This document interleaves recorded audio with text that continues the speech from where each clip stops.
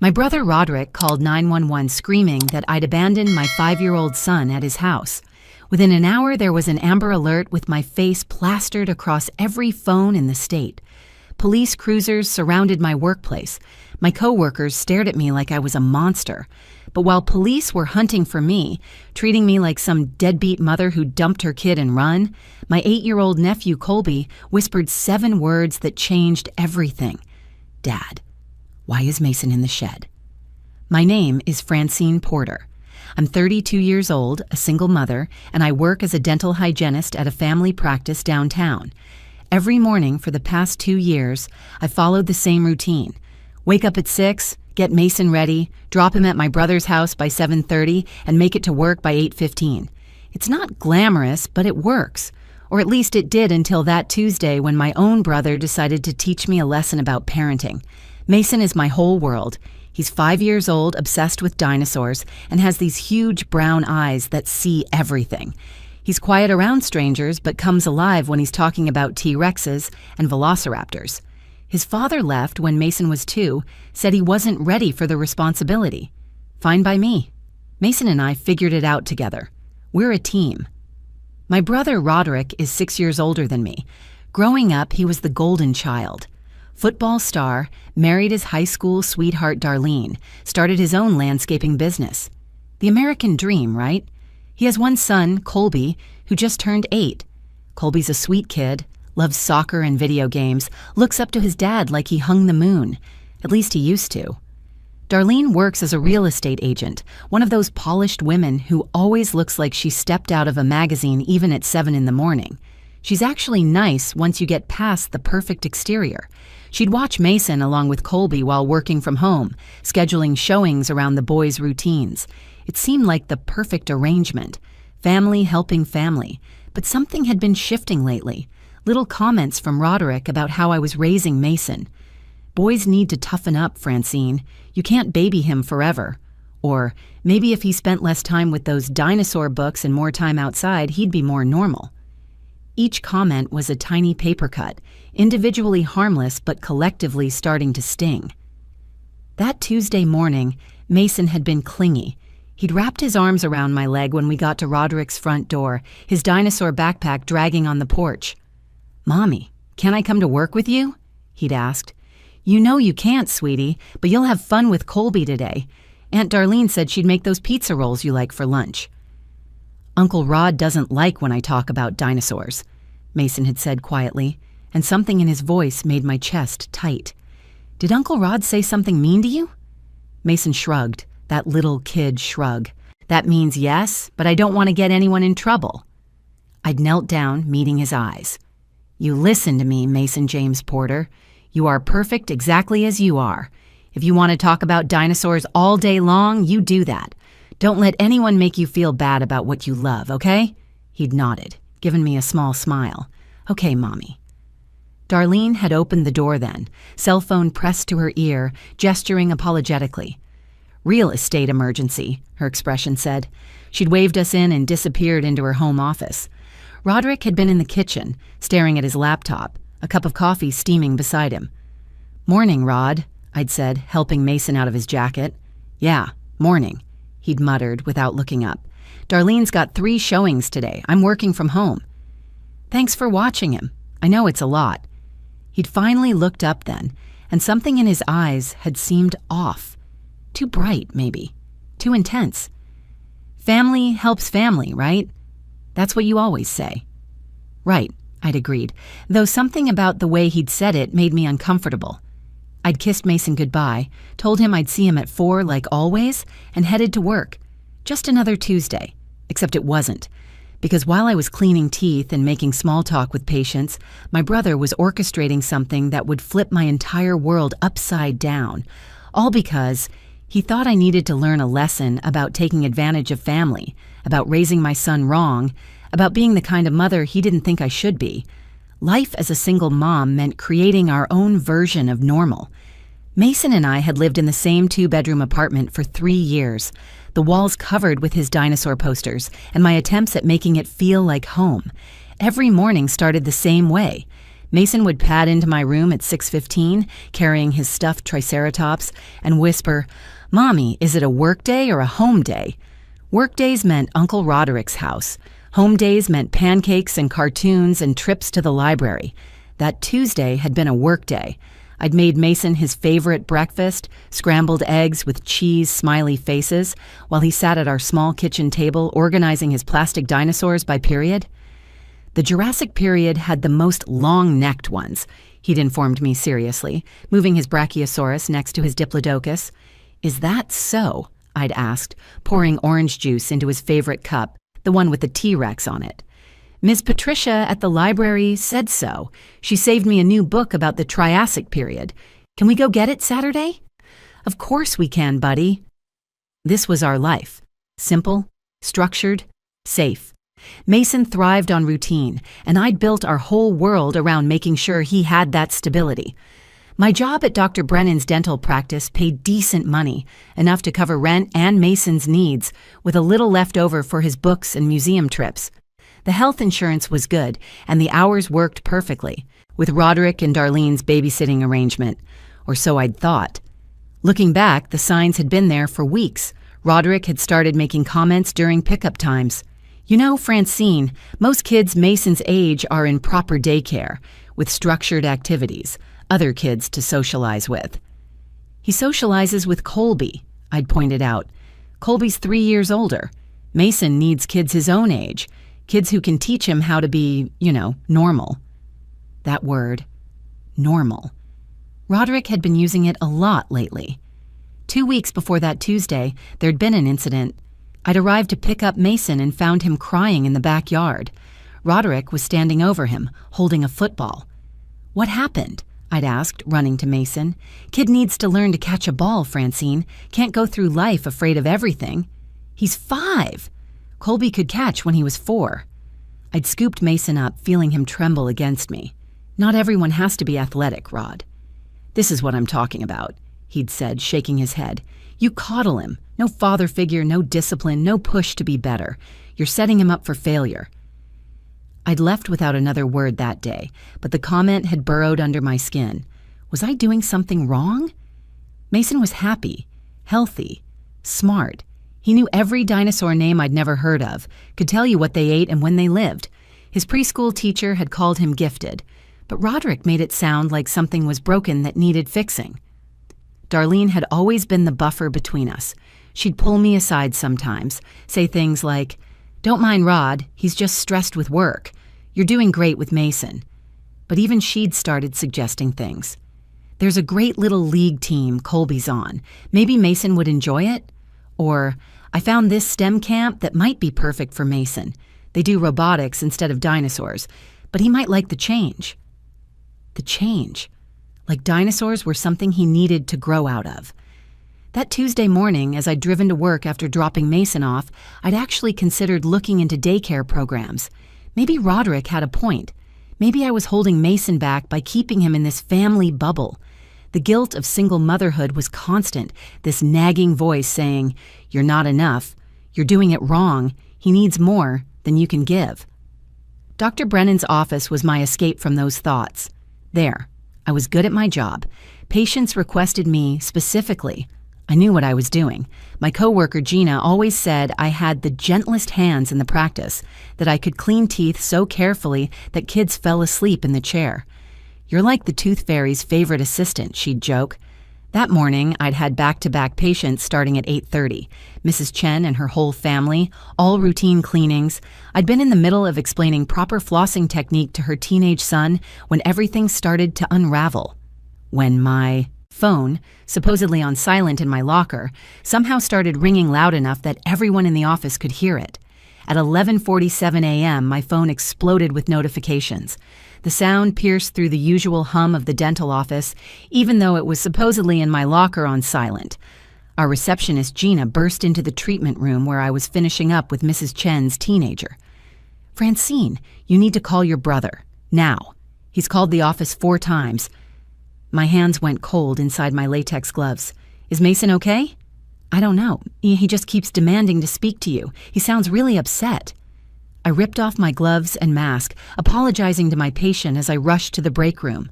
My phone showed 7 missed calls, 3 from Roderick, 2 from Darlene, 2 from unknown numbers. My fingers shook as I dialed Roderick back.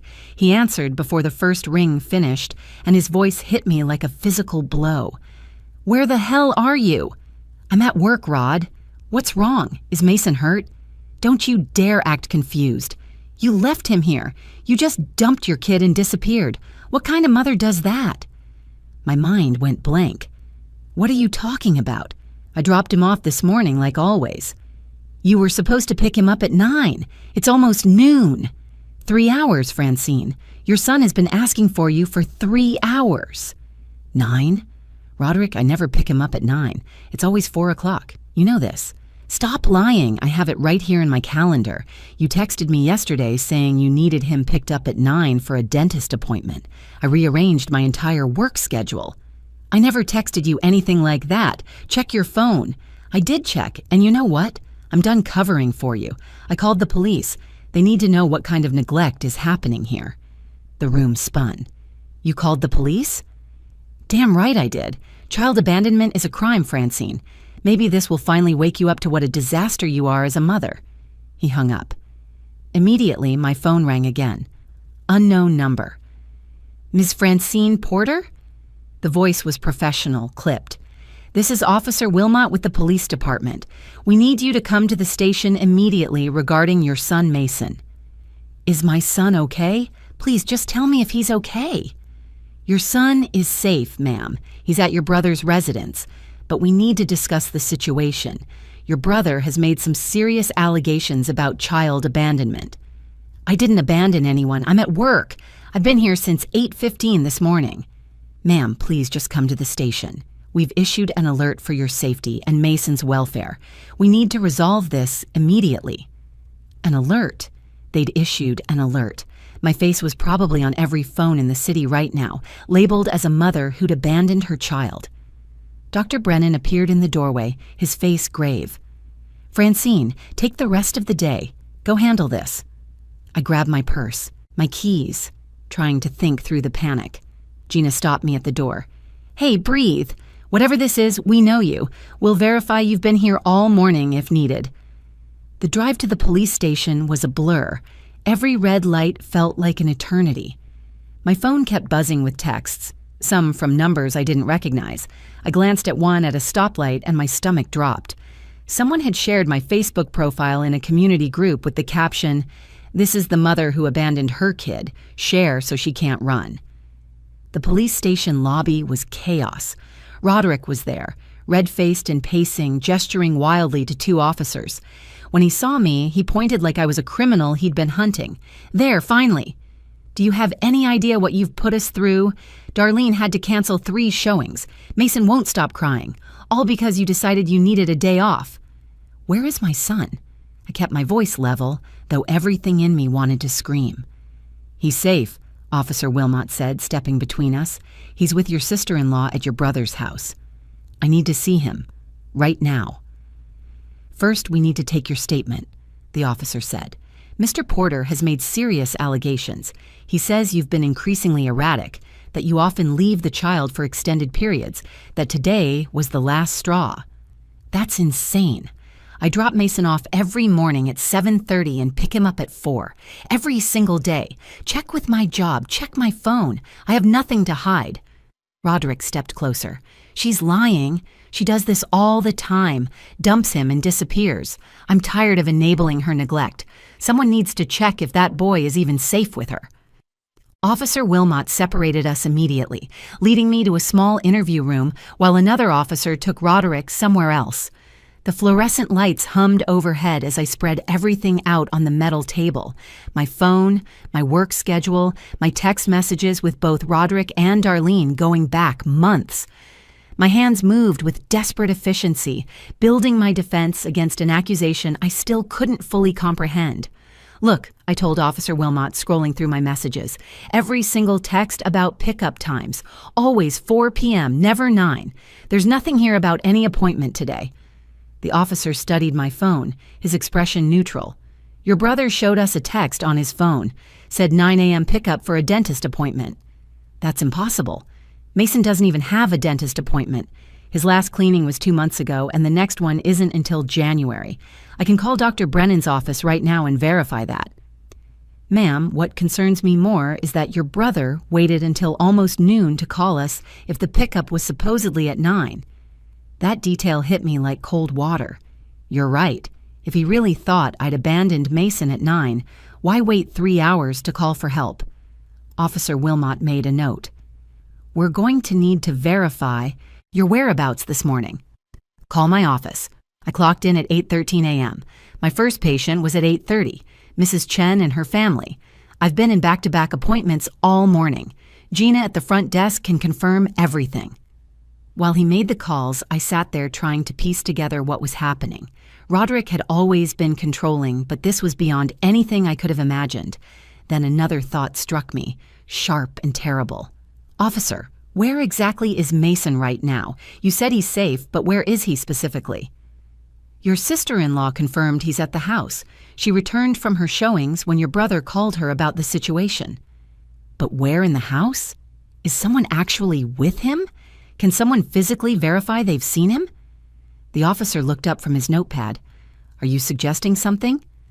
I'm suggesting that my brother is lying about something, and I need to know my son is actually okay, not just at the house, but genuinely safe and accounted for. Officer Wilmot stood. We're going to take you to your brother's residence now. Officer Chen will escort you. The drive felt like hours, but was only 12 minutes. Every stop sign was agony. My phone buzzed constantly with notifications I couldn't bring myself to read. The Amber Alert had spread like wildfire. My face, Mason's picture, our names branded across the digital world as abandoned child and neglectful mother. When we pulled up to Roderick's house, Darlene's white Lexus sat in the driveway. She stood on the porch, arms crossed, wearing her professional real estate blazer and the expression of cold fury I'd never seen before. This has been quite the production, Francine, she said as I got out of the police car. Where is Mason? I need to see him right now. He's inside, watching cartoons with Colby. I pushed past her, Officer Wilmot following close behind. The living room TV was playing some animated show, but only Colby sat on the couch. No Mason. Where is he? My voice cracked. He was just here, Darlene said, but uncertainty crept into her tone. Colby, where's Mason? Colby looked up, his 8-year-old face confused. In the timeout place? What timeout place? I demanded. Roderick appeared from the kitchen, still in his performance of righteous anger. He's fine. He's in his room. Needed some quiet time after all his crying. Show me, right now. You don't get to make demands after what you pulled today. Officer Wilmot stepped forward. Mr. Porter, show us where the child is, immediately. Roderick's jaw clenched, but he led us down the hallway to Colby's room. He opened the door with a flourish. The room was empty, just Colby's soccer trophies and video game posters. He must have gone to the bathroom, Roderick said, but sweat had appeared on his forehead. Mason, I called out, moving through the house. Mason, baby, it's Mommy. No answer. Mason! My voice echoed through the house. That's when Colby appeared in the hallway again, tugging on Officer Wilmot's sleeve. He's not in the house, the boy whispered. Dad put him in the special timeout place in the backyard, but I'm not supposed to tell. The blood drained from Roderick's face. Colby, stop making things up. But I was already running for the back door, Officer Wilmot right behind me. The backyard stretched out before us, Roderick's landscaping equipment scattered around. And there, at the far end, stood his work shed. I ran toward the shed, my feet slipping on the wet grass. Officer Wilmot shouted something behind me, but all I could hear was the pounding of my own heartbeat. The shed door had a padlock on the outside, hanging open but clearly used recently. I yanked the door so hard it slammed against the exterior wall. Mason! Mason! There he was. My 5-year-old son sat huddled on a beanbag chair in the corner, his dinosaur backpack clutched to his chest, his face streaked with dried tears. A tablet playing cartoons sat propped against the wall, volume muted. Empty juice boxes littered the floor around him. Mommy? His voice was so small, so broken, that something inside me shattered. I dropped to my knees and pulled him into my arms. He was shaking, his little body cold despite the space heater running in the corner. I'm here, baby. Mommy's here. You're safe now. Uncle Rod said you forgot me. He said you didn't want to come back. Never. I would never forget you. Not ever. Officer Wilmot entered the shed, his expression darkening as he took in the scene. The padlock, the isolated location, the makeshift containment area disguised as a playroom. He spoke into his radio, calling for backup. Roderick appeared in the doorway, Darlene and Colby behind him. This is being blown out of proportion. It's a finished space. There's heat, entertainment, snacks. It's basically a playroom. With a lock on the outside, Officer Wilmot said quietly. How long was the child in here? Just since this morning. It was supposed to teach Francine a lesson about responsibility. Since this morning? Darlene's voice rose. You told me he was in Colby's room. You said Francine didn't show up. I've been here for an hour and you never said he was in the shed. You were upset about your showings. I didn't want to complicate things. Complicate things? Darlene stared at him like she was seeing a stranger. You locked a 5-year-old in a shed and called the police on his mother? Colby started crying. Dad said it was a game. He said we were teaching Aunt Francie not to take advantage of us anymore. He told me Mason was having fun in the fort, but Mason was crying so loud and Dad turned up the TV so we couldn't hear him. The weight of it all crashed down. This hadn't been a misunderstanding or a miscommunication. This had been planned, calculated. Roderick had deliberately locked my son in a shed, called the police, created false evidence, all to prove some sick point about my parenting. You traumatized my child, I said, standing up with Mason still clinging to me. You locked him in a shed and told him I abandoned him. He's fine. Look at him. He's not hurt. Not hurt? I could barely contain my rage. Do you have any idea what psychological damage you've done? He thought I left him. He thought his mother forgot about him. Officer Wilmot stepped closer to Roderick.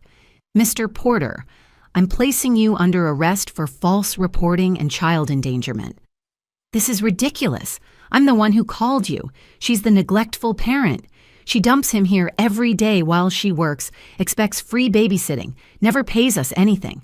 Someone needed to show her she can't just use family like this. So you imprisoned a 5-year-old? Officer Wilmot pulled out handcuffs. Turn around, sir. Dad? Colby's voice was small, confused. Are you going to jail? Darlene pulled Colby against her, covering his eyes as the officer cuffed Roderick. Don't look, baby. This is insane, Roderick shouted as they led him away. I was protecting the kid, teaching his worthless mother a lesson. She has no husband, no stability, just works her little job and pretends that's enough. The boy needs discipline, structure, not some single mother who coddles him with dinosaur nonsense. His words echoed across the yard as they put him in the police car. Neighbors had gathered along the fence line, phones out, recording everything. The same community that had shared my face as a negligent mother an hour ago was now witnessing the truth. Mason hadn't let go of me once. I carried him into the house, Officer Wilmot following to take our statements. Darlene sat at her kitchen table, mascara running down her cheeks. Francine, I swear I didn't know. When he called me, he said you hadn't shown up. He said Mason was watching TV in Colby's room. I never imagined he would do something like this. How long? I asked quietly. How long was my baby in that shed? Colby answered in a whisper. Since after breakfast. Dad said Mason needed a timeout for crying about you, but then he started making all these phone calls and told me to stay quiet or I'd be in trouble too. 4 hours. My son had been locked in a shed for 4 hours while Roderick performed his elaborate charade of the concerned uncle. 3 weeks later, I sat in my therapist's office while Mason played with his dinosaurs on the carpet.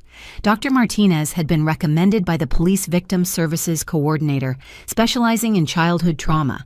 Mason had been having nightmares, waking up screaming that he was locked in the dark, even though the shed had been lit. Trust, once broken at such a young age, doesn't heal quickly. How are the legal proceedings going? Dr. Martinez asked.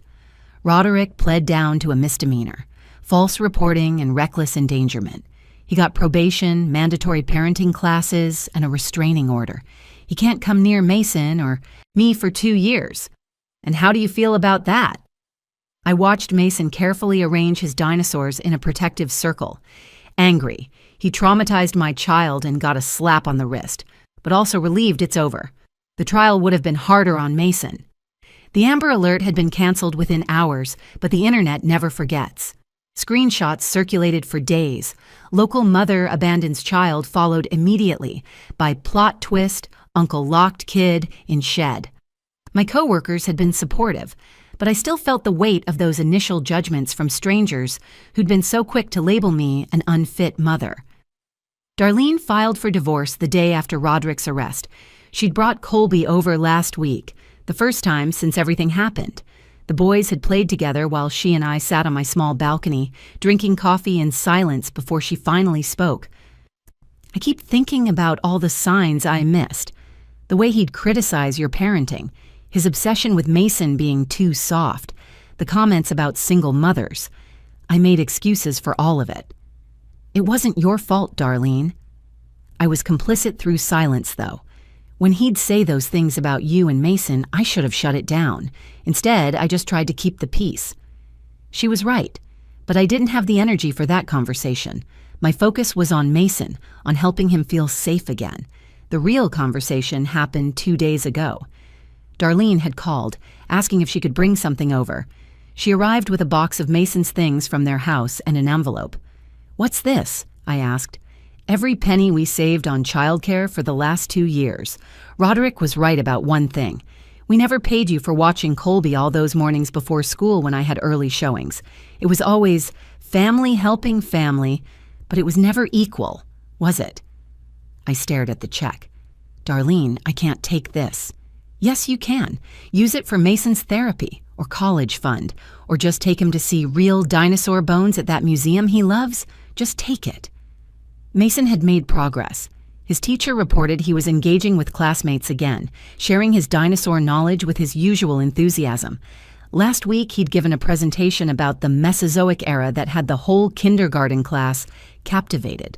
"Ms. Porter," his teacher had written in an email, "Mason's passion for learning is remarkable. He's teaching the other children that it's okay to love something deeply, to be an expert in what brings you joy.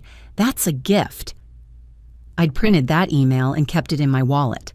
On the dark days, when the trauma felt too heavy, I'd read it and remember that my son was more than what happened to him. The shed still stood in what was now Darlene's backyard. She'd texted me last week, "Having it torn down tomorrow. Colby wants to plant a garden there instead, something living instead of something that held fear." I thought about that a lot. Something living instead of something that held fear.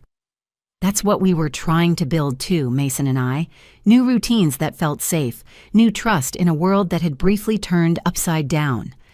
"Mommy," Mason said from the carpet, holding up a brachiosaurus, "did you know their necks were so long they could eat from trees as tall as buildings?" "I didn't know that, baby." "Tell me more." And he did, his voice growing stronger with each fact, each detail about these creatures that lived millions of years ago, but somehow made my son feel powerful in the present. He was healing. We both were. Sometimes the people who are supposed to protect you become the danger you need protection from, but we survived it. We're still here, still together, still learning about dinosaurs and building our own kind of family. The kind where love doesn't come with conditions, where children are celebrated for who they are, not molded into someone else's vision of normal. That's our victory. Not Roderick's arrest or the divorce or the apologies. Our victory is Mason's voice growing confident again, sharing what he loves without fear. That's worth everything. If you found value in our story, please take a moment to like this video and share it with someone who needs to hear that they're not alone. Your support helps these important conversations reach those who need them most. Don't forget to subscribe to our channel for more real stories from real survivors. Thank you for listening, and remember, trust your instincts when something feels wrong. They're usually right.